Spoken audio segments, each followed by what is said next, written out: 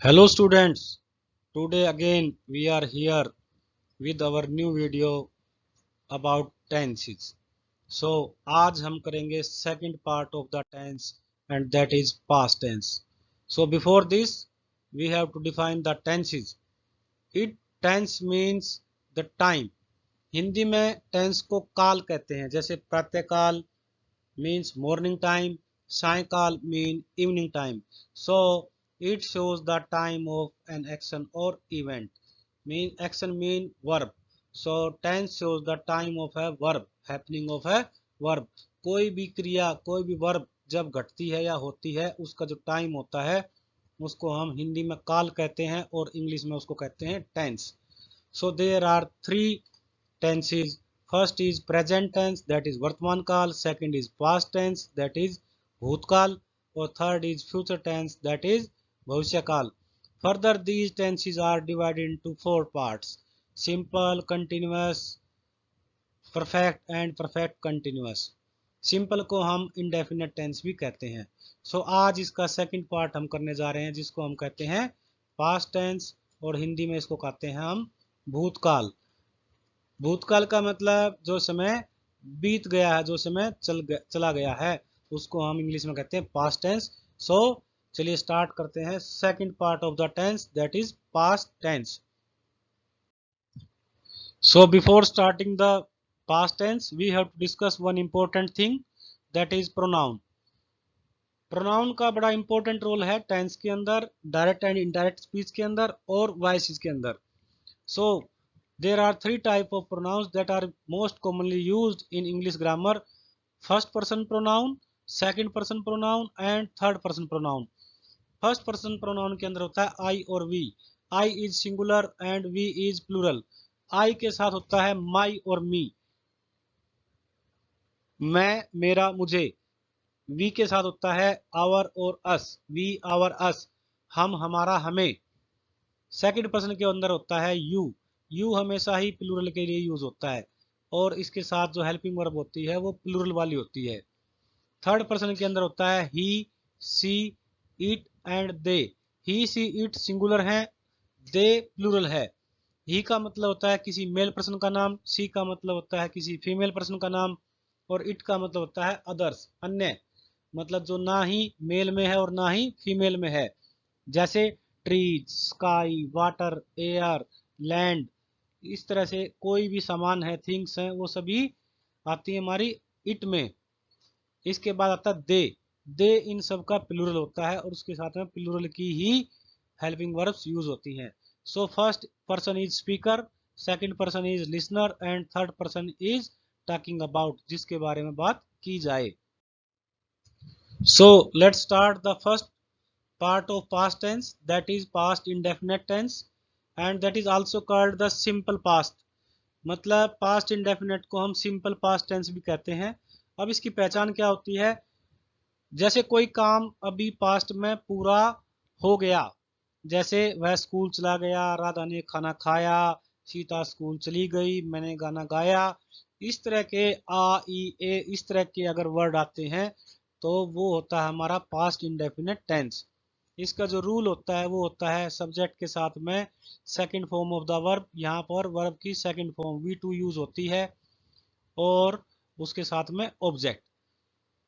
Negative के अंदर subject के साथ में डिड नॉट लगता है और वर्ब की फर्स्ट फॉर्म लगती है. यहाँ पर अगर हम डिड लगाते हैं तो वर्ब की फर्स्ट फॉर्म आ जाती है. मतलब क्यों आती है ऐसे? क्योंकि डिड अपने आप में सेकंड फॉर्म है, इसलिए उसके साथ में हम जो पहले सेकंड लगी थी उसको फर्स्ट कर देते हैं. तो सब्जेक्ट प्लस में डिड नॉट और साथ में first form of the verb. Interrogative के अंदर हम डिड को सब्जेक्ट से पहले लगाते हैं और उसके बाद लगाते हैं वर्ब, वर्ब की फर्स्ट फॉर्म. जैसे इसके एग्जांपल देखते हैं. वह आगरा गया. आगरा गया मतलब ये एक्शन कंप्लीट हो गया, तो इसमें हमने लगाया वह का मीनिंग होता है ही और जाने की होती है गो. सो गो की हमने सेकंड फॉर्म लगाई, ही वेंट टू आगरा. यहाँ पर ही सब्जेक्ट है और वेंट वर्ब की सेकंड फॉर्म है और उसके बाद आगरा वो ऑब्जेक्ट है. तो यहाँ पर हमारा बन गया पास्ट इंडेफिनेट का रूल. तुमने पत्र लिखा. तुमने की होती है यू और लिखने की होती है राइट। राइट की सेकंड फॉर्म होती है wrote. So you wrote a letter. ऐसे ही वह क्रिकेट देखने गया। He went to watch cricket. अब नेगेटिव के अंदर क्या होता है, नेगेटिव के अंदर डिड नॉट लगाते हैं तो डिड नॉट के साथ में वर्ब की फर्स्ट फॉर्म लगाते हैं। जैसे he did not go to Agra. अगर हम देखें पहले सेंटेंस के अंदर था वह आगरा गया, ही वेंट टू आगरा। और इसके अंदर अगर नेगेटिव बनाया तो हमने क्या किया, डिड नॉट लगा के वापस वर्ब की फर्स्ट फॉर्म लगा दी। वहां पर हमने सेकंड फॉर्म वेंट लगाई थी और यहां हमने लगा दी first form go. He did not go to Agra. Interrogative के अंदर हमने डिड को पहले लगा दिया, उसके बाद सब्जेक्ट और उसके बाद वर्ब की फर्स्ट फॉर्म।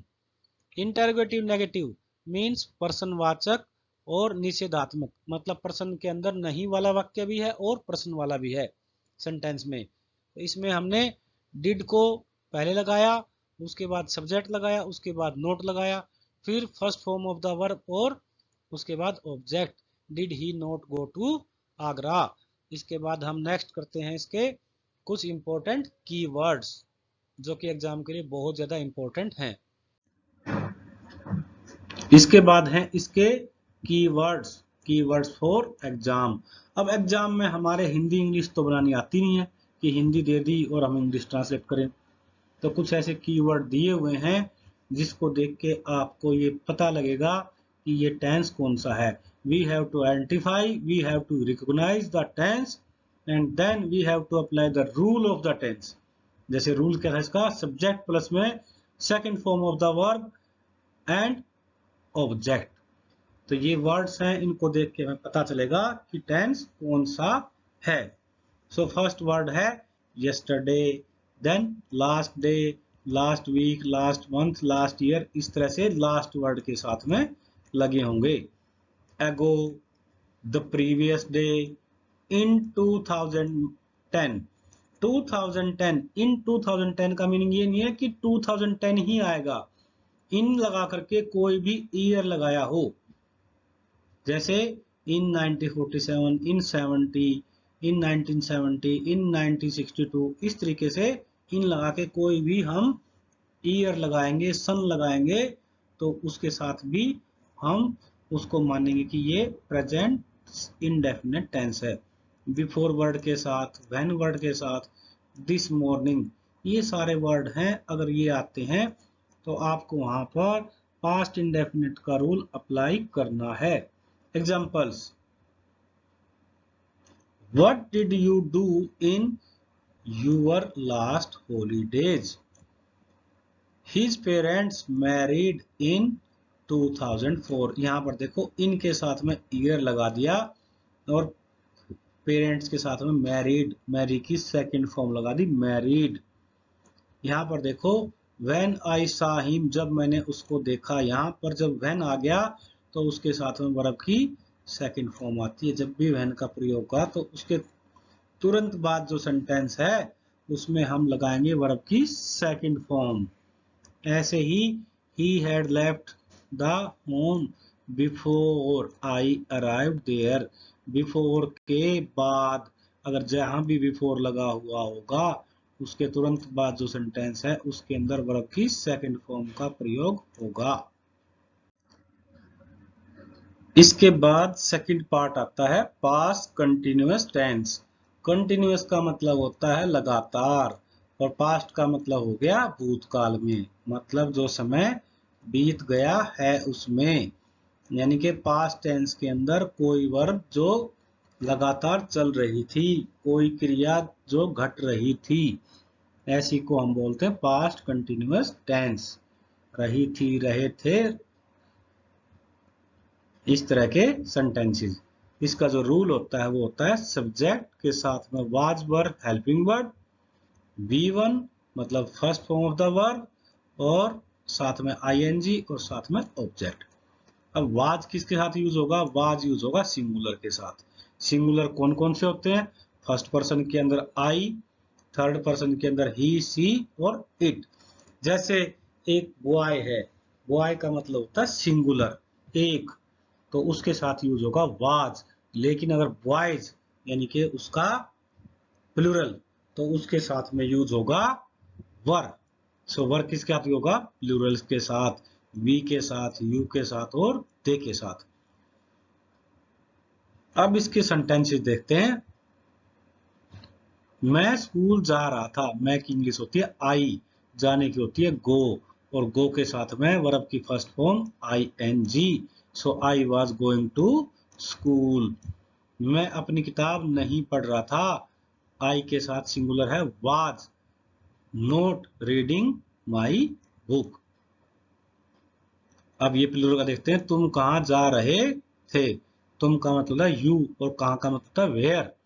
सो वेयर और यू क्या होता है? हमेशा ही प्लूरल के केस में होता है। यू किस में होता है? प्लूरल के केस में होता है। So where were you going. इस तरह से हम इसके जो सेंटेंस है उसकी सेंस को समझते हुए इसके हम इंग्लिश में इसको ट्रांसलेट कर सकते हैं। इसके बाद जो मोस्ट इंपॉर्टेंट चीज है वो है इसकी कीवर्ड फॉर एग्जाम। ये बहुत इंपॉर्टेंट है, वेरी वेरी इंपॉर्टेंट। इसके अंदर दो वर्ड को आपने ध्यान रखना है। फर्स्ट इज व्हेन और सेकंड इज व्हाइल। व्हेन जब क्या होता है? जब एक पास्ट एक्शन दूसरे प्रोग्रेस एक्शन के साथ में दिखाई देता है कि एक एक्शन जो है वो कंप्लीट हुआ और दूसरा प्रोग्रेस में चल रहा है। जैसे when it started to rain, जब बरसात शुरू हुई। तो when के साथ में डायरेक्ट अभी हमने पढ़ा था लगता है पास्ट इंडेफिनिट टेंस, और उसके बाद जो उसका सेकंड जो सेंटेंस आता है उसके अंदर लगता है हमारा past continuous tense. So when के तुरंत बाद लगेगा past indefinite tense means second form, सीधी सेकंड फॉर्म, अभी पढ़ाया भी था हमने इससे पहले। और उसके बाद जो दूसरा सेंटेंस दिया है, वाक्य दिया है, उसके साथ लगेगा past continuous tense means was were plus में फर्स्ट फॉर्म और साथ में आई एन जी। जैसे एग्जांपल में दिया है when it started rain, started की सेकंड फॉर्म लगा दी। I was walking on the beach, यहां पर लगा दिया वाज के साथ में वर्ब की फर्स्ट फॉर्म और साथ में I N G. Next sentence के अंदर I was doing my homework, यहां पर देखो I was doing my homework when she called. When के साथ में सी और साथ में लगाई हमने वर्ब की यहां पर सेकंड फॉर्म, और जो दूसरा सेंटेंस है उसके अंदर लगाया हमने वी वन प्लस में आई एन जी। अगला जो वर्ड है वो है व्हाइल। व्हाइल का मीनिंग होता है जबकि। व्हेन का मीनिंग होता है जब, व्हेन का मीनिंग होता है जब, और व्हाइल का मीनिंग होता है जबकि। इसके अंदर क्या होता है? ये एक कंजक्शन है, दो सेंटेंस होते हैं उनके बीच में व्हाइल दिया होता है, या स्टार्टिंग में दिया होगा या बीच में दिया होगा। तो उसमें क्या करते हैं हम, दोनों ही सेंटेंस के अंदर सेम टेंस का प्रयोग होगा। जैसे मैं जा रहा था जबकि वह खा रहा था, तो ऐसे ही जबकि हमने बीच में यूज किया। सो व्हाइल सारा was sleeping, John was watching TV. अगर आप यहां देखेंगे तो दोनों के अंदर ही सेम टेंस का यूज किया गया है। यहाँ पर जब भी बीच में व्हाइल आए तो दोनों साइड में, अगर आपको एग्जाम में एक साइड में फिल इन द ब्लैंक्स मिले तो आपको दूसरी साइड भी वही टेंस भरना है। Tom was studying and Susan was teaching, यहाँ पर भी कंजक्शन के साथ दे दिया कि दो एक्टिविटी साथ साथ चल रही हैं। जब भी दो एक्टिविटी साथ साथ चल रही हो तो वहां पर व्हाइल का प्रयोग होता है, और व्हाइल के साथ दोनों साइड में सेम टेंस यूज होगा। So you have to remember the keywords for past continuous tense that are when and while. Now students, third part of past tense, that is past perfect tense. Past perfect tense का मतलब होता है कोई भी काम जो past में पूरा हो चुका था। जैसे वह खाना खा चुका था, वह गाना गा चुका था, रमा घर जा चुकी थी। इस तरह से चुका था, चुकी थी, चुके थे वर्ड जो होते हैं वो इसकी हिंदी में पहचान होती है। और जो इसका रूल होता है वो होता है सब्जेक्ट के साथ में हैड लगाते हैं और हैड के साथ में वर्ब की थर्ड फॉर्म, वर्ब की थर्ड फॉर्म, और साथ में लगाते हैं इसमें हम ऑब्जेक्ट। सो सब्जेक्ट प्लस में हैड, साथ में third form of the verb और फिर ऑब्जेक्ट। पास्ट परफेक्ट का जो मेनली जो यूज होता है वो पास्ट के अंदर दो एक्शन होते हैं, और उस एक्शन में जो पहले एक्शन होता है, जो काम पहले खत्म होता है, जो काम पहले पूरा होता है, उसके लिए हम यूज करते हैं पास्ट परफेक्ट टेंस। इंग्लिश में the past perfect tense, the past perfect takes place before another past action. मतलब कोई भी पास्ट में एक एक्शन हुआ है, उससे पहले जो एक्शन होता है, उससे पहले जो घटना घटती है, उसके लिए पास्ट परफेक्ट टेंस। जैसे एग्जाम्पल है, I noticed that he had left his books behind. एक एक्शन हुआ है, उसने नोटिस किया, दूसरा एक्शन हुआ है, उसने अपनी बुक्स छोड़ दी हैं। सो दो एक्शन पास्ट में हुए हैं, one is noticed and second is left.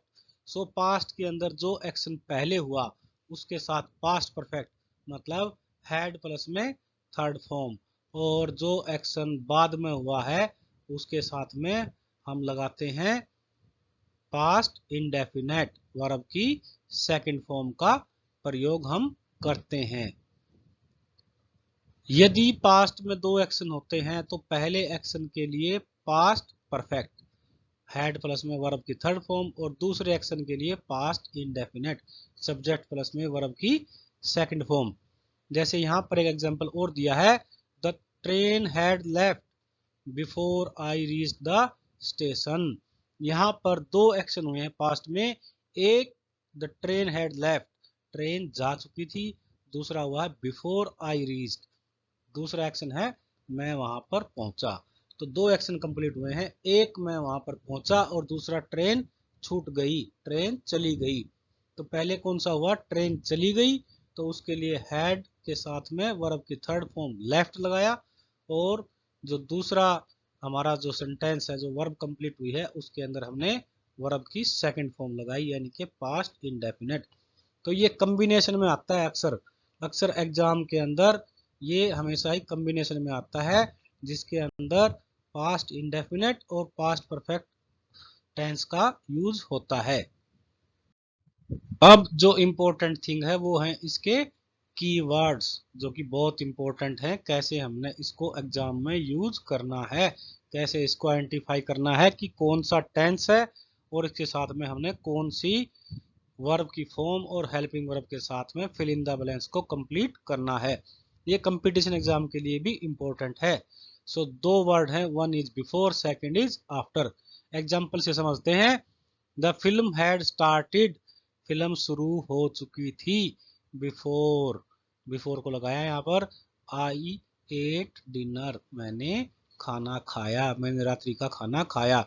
सो दो एक्शन यहाँ पर हुए हैं, एक खाना खाया और दूसरा है फिल्म शुरू हो चुकी थी। सो दोनों में से जो पहले हुआ वो है फिल्म शुरू हो चुकी थी। सो बिफोर वर्ड का यूज किया है, बिफोर के बाद हम लगाते हैं वर्ब की सेकंड फॉर्म, यानी कि पास्ट इंडेफिनेट, और बिफोर से पहले लगाते हैं हम पास्ट परफेक्ट हैड प्लस में वर्ब की थर्ड फॉर्म। ऐसे ही the film had started after I had eaten dinner, the film started, film शुरू हुई मेरा खाना खाने के बाद, यानी कि यहाँ पर भी दो एक्शन हुए हैं, मैंने खाना खाया और फिल्म भी शुरू हुई। सो आफ्टर के बाद हमने लगाया है हैड प्लस में वर्ब की थर्ड फॉर्म, और आफ्टर से पहले लगाया हमने वर्ब की सेकंड फॉर्म। सो यहाँ पर आप दो वर्ड हैं बिफोर और आफ्टर, इनको अच्छे से ध्यान रखना है। बिफोर जब भी आता है तो उससे जो पहले सेंटेंस का पार्ट होता है उसके अंदर हैड प्लस में थर्ड फॉर्म, और आफ्टर जो आता है, आफ्टर के बाद में हैड प्लस में वर्ब की थर्ड फॉर्म, इन दो का यूज हम करते हैं। इसके बाद हमारा पास्ट का जो नेक्स्ट टेंस है that is past perfect continuous tense, ये इसका फोर्थ और लास्ट टेंस है। पास्ट के अंदर जो 4 टेंस होते हैं उसमें लास्ट आता है past perfect continuous tense. So perfect का मतलब होता है कोई काम पास्ट में पूरा हो चुका था, और कंटिन्यूअस का मतलब कोई काम पास्ट में चल भी रहा था। सो इससे क्या होगा कि पास्ट में काम शुरू हो चुका था और पास्ट में फिर उसके बाद वो चल रहा था। जैसे इसका जो पहचान होती है वो होती है से रही थी, से रहा था और से रहे थे। अब इसका रूल है, रूल होता है इसका सब्जेक्ट के साथ में हैड बीन, वर्ब की फर्स्ट फॉर्म, साथ में आईएनजी और ऑब्जेक्ट, ये इसका रूल होता है।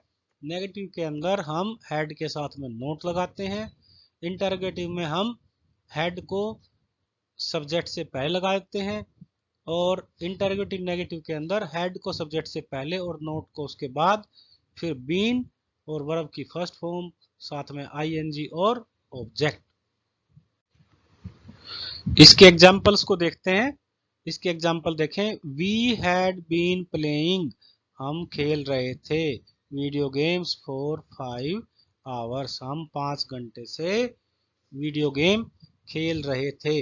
मतलब जो हमारी क्रिया है खेलना, प्ले, वर्ब है, वो स्टार्ट हो चुकी थी बिफोर 5 आवर्स। सेकंड है he had been cooking food for 2 years, वह 2 साल से खाना पका रही थी। मतलब जो एक्शन है that is started before 2 years. So had के साथ में बीन, वर्ब की फर्स्ट फॉर्म कुक और आईएनजी। इसी तरीके से लास्ट वाला और देखते हैं। I had been reading book for 5 months, मैं 5 महीने से बुक पढ़ रहा था। आई के साथ हैड बीन, रीड के साथ में आईएनजी लगा दिया, और फिर हमने देखा कितने साल से, कितने महीने से।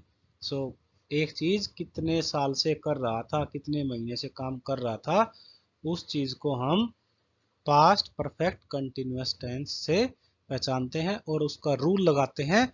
सब्जेक्ट के साथ में हैड बीन, साथ में वर्ब की फर्स्ट फॉर्म, फिर आईएनजी और ऑब्जेक्ट, ये इसका रूल हम उसमें अप्लाई करते हैं। अब इसके साथ में इसके कीवर्ड्स। कीवर्ड्स एग्जाम के लिए बहुत ज़्यादा इंपॉर्टेंट है, क्योंकि एग्जाम के अंदर हम इन्हीं कीवर्ड्स को देख के ये पहचानते हैं कि ये टेंस कौन सा है, और उसके बाद हम इसका रूल अप्लाई करते हैं। तो यहाँ पर 2 वर्ड हैं सिंस और फॉर, ये हमेशा टाइम के लिए यूज होते हैं। सिंस का मतलब होता है पॉइंट ऑफ टाइम, और फॉर का मतलब होता है ड्यूरेशन ऑफ टाइम, मतलब कितनी लंबी अवधि के लिए उसमें होता है। फॉर और किस पॉइंट से शुरू होता है उसके लिए करते हैं यूज हम सिंस। सो इनके साथ में अगर व्हेन और बिफोर अगर वर्ड आ जाते हैं, तो इन दोनों वर्ड को हम सिंस और फॉर के साथ देखते हैं, तो हम इसके साथ लगा देते हैं पास्ट परफेक्ट कंटिन्यूअस का रूल। जैसे Rahul had been walking 3 miles a day, Rahul 3 miles per day चल रहा था before she broke his leg, जबकि उसने उसका पैर तोड़ा, उससे पहले वो 3 miles चल रहा था। सो यहाँ पर बिफोर वर्ड का यूज हुआ है, तो हम ये मान लेते हैं कि ये कब 3 माइल से डे टाइम के साथ हुआ है, तो यहाँ पर पास्ट परफेक्ट कंटिन्यूअस टेंस है। Sita had been playing the piano for 35 years, यहाँ पर आ गया 435 ईयर्स, और साथ में आ गया when she was finally asked to do a final performance. तो यहाँ पर हमने देखा कि फोर के साथ में भी व्हेन का यूज हुआ है। सो यहाँ पर that sentence is related to past perfect continuous tense. So we have to identify the sentence with keywords and then apply the rule of past perfect continuous tense. Now we have to revise the tense with exercise. So first sentence see, उसके बाद है fill in the blanks, जैसा exam में आता है college last year. अभी हमने past indefinite के अंदर देखा था कि लास्ट वर्ड आता है last year, last month, last week. तो हम इसमें पास्ट इंडेफिनेट सिंपल पास्ट का रूल लगाते हैं और जिसका रूल होता है सब्जेक्ट के साथ में वर्ब की सेकंड फॉर्म। सो यहाँ पर हमने लास्ट से इसको आइडेंटिफाई किया और लीव की सेकंड फॉर्म लगा दी हमने लेफ्ट। यहाँ पर हमने लगा दी लेफ्ट इसकी सेकंड फॉर्म। ऐसे ही आगे है आवर टीम, बीच में है fill in the blanks dash the match yesterday. इस सेंटेंस को देख के हमने वर्ड को आइडेंटिफाई किया, वर्ड रिकॉग्नाइज किया, that is yesterday means it is simple past tense और उसके अंदर हम सब्जेक्ट प्लस में वर्ब की सेकंड फॉर्म लगाते हैं, सब्जेक्ट प्लस में second form of the verb.